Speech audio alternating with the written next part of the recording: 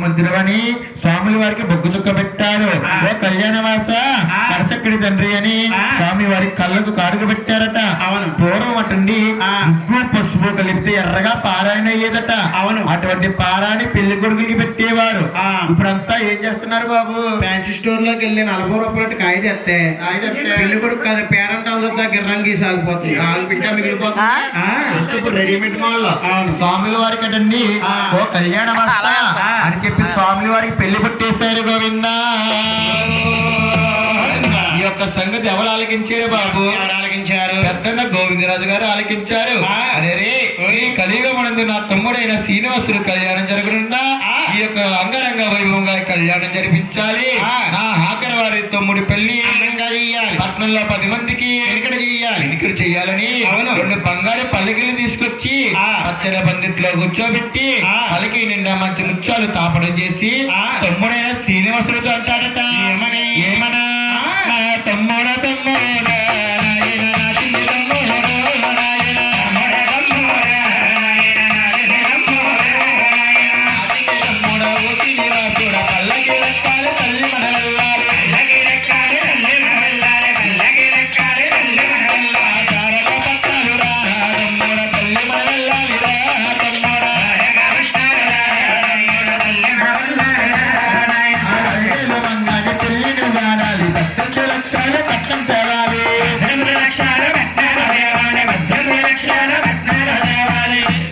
తమ్ముడు అదిగో బంగారపల్లికి ఎక్కి మన ద్వారకాపట్నం ప్రయాణం అయ్యి అలివేలు మంగాదేవిని పిల్లాడి 18 లక్షల రూపాయలు కట్నం తేవాలి.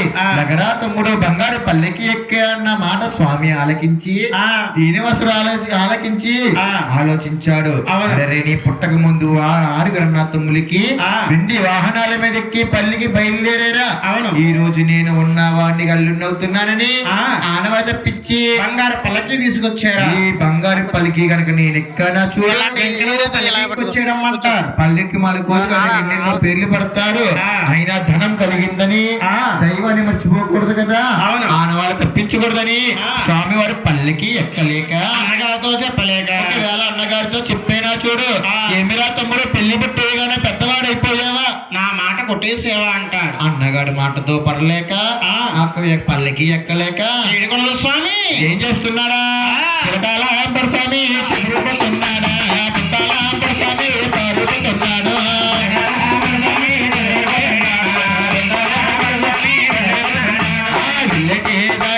దారి మార్గమాన ఏమి జరిగింది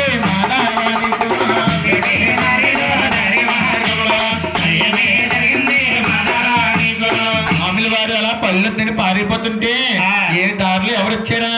మరి కళ్ళు సారా తాగాడు సకాల పన్న ఎరమూట పరమూట సగటు పన్న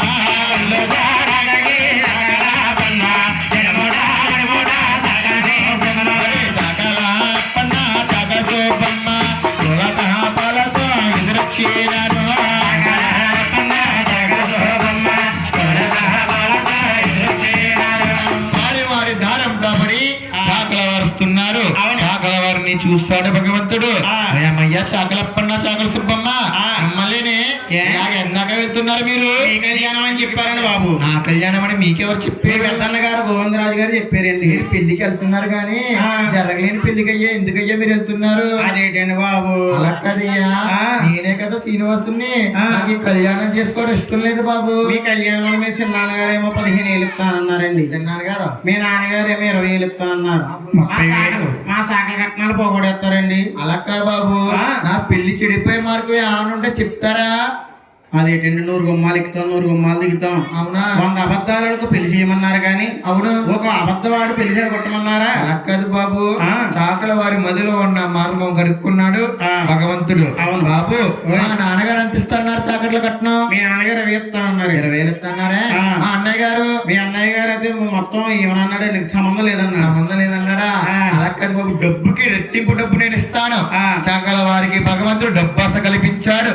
చాకల వారికి డబ్బాస కలిగి స్వాముల వారికి పెళ్లి చెరిపోయి చెప్తున్నారు. ఏమన్నారు? వాళ్ళు అమ్మ చాకల వారికే కానీ మనకి లేదండి డబ్బసా 500 అయితే ముడిపోతే లగుడుక్కుని జోబు పెట్టుకుంటాం. గురువు గారు 200 తక్కువ ఎత్తే ఇంటి చుట్టూ తిరుగుతారా మీరు? నేనే తిరుగుతాను. అక్కడ కూర్చుని కథలు డబ్బులు ఇచ్చి 200 గురించి ఫోన్ పే చేస్తే మా ఊడికి పైసాక పరమాత్మ అన్నారు. మనమంతా ఈ చాకల వారి డబ్బస్త కలిగి ఏమన్నారు? వెంకటేశ్వర స్వామికి ఉపాయాలు చెప్తున్నారు. ఎలాగా? ఎలాగా?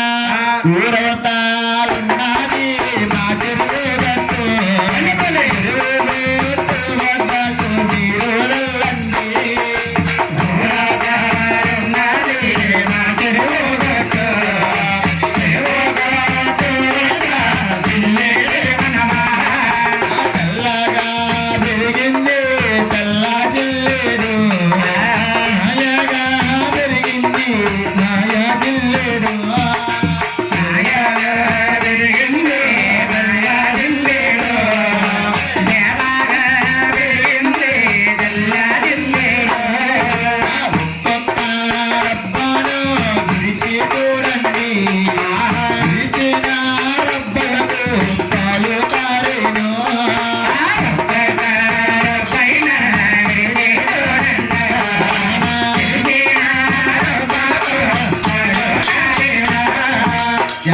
వెంకటబాబు గారు ఊరవతలున్నది మా చాకల వారి చెరువు గుట్టు.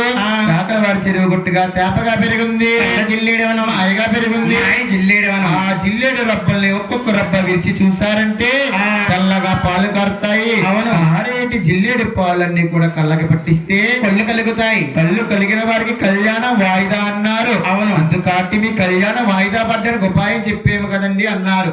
స్వాముల వారు చాకల వారికి ఇస్తానన్న కట్నాలు ఇచ్చేసి చాకల వారి దారంటారు. చాకల వారిని పంపేసి స్వామి చల్లగా మెల్లగా ఏడుకున్నారు.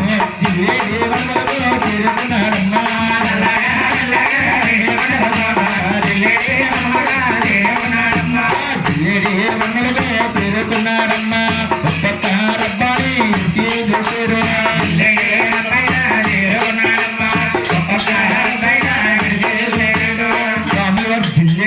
కూర్చుని ఒక్కొక్క రప్ప విరిచి చూస్తుంటే విరిచిన రూపాలన్నీ కూడా గుంపాలైపోతున్నాయి.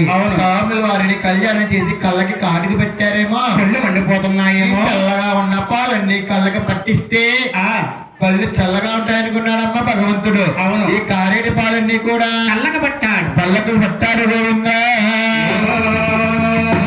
చల్ల జిల్లేడి పాలంటే కాసుపాము విసుమ కన్నా 10 రెట్లు పవరైన పాలు. అమ్మో, అటువంటి పవరైన పాలు పొడుచుకున్న భగవంతుడికి మానవ జన్మ ఎత్తాడు కాబట్టి స్వామి వారికి బాధలు తప్పలేదట. భగవంతుడైన బాధలు తప్పలేదు.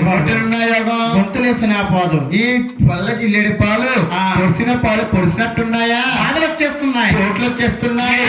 ఎలాగా? ఏ బాధని పడలేనా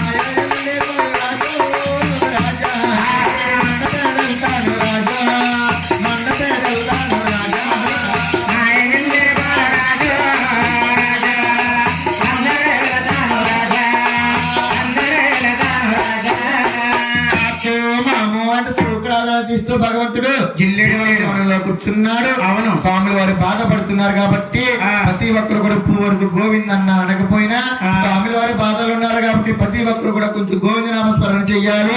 ఏడుకున్నవాడా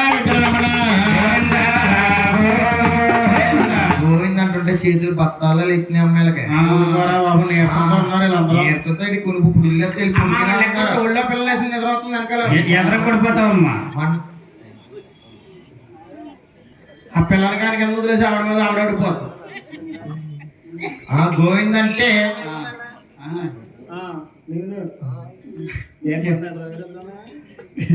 ఈ యొక్క నిద్ర దేవత అంటే రావణ బ్రహ్మణి ముద్దుల మరదలట. రావణ బ్రహ్మణి ముద్దుల మరదలంటే నిద్ర దేవత. ఒకళ్ళు పెట్టి అలా అలా అలా అంటుకుపోతూ ఉంటుంది. అంటే అంటుకుంటామంటే కోడిగుట్లో సంక్రాంతి నెలలో 10 కోళ్ళు ఉంటాయమ్మా. అవునవును. ఒక కోడి కాని ఊగుందంటే కన్నా 9 కోళ్ళు ఊగుతూనే ఉంటాయి. ఒకళ్ళ కాని ఎదురు వచ్చిందంటే మొత్తం అందరికి మొత్తం చుట్ట పెడేస్తుంది. అంటే వ్యవహారం 19 కోళ్ళగా. ఇప్పుడు కనుక మీరు గోవిందని నామస్మరణ చేశారనుకో ఆ నిద్ర దేవతకి ఇలా దుద్దితరతో కుట్టినట్టు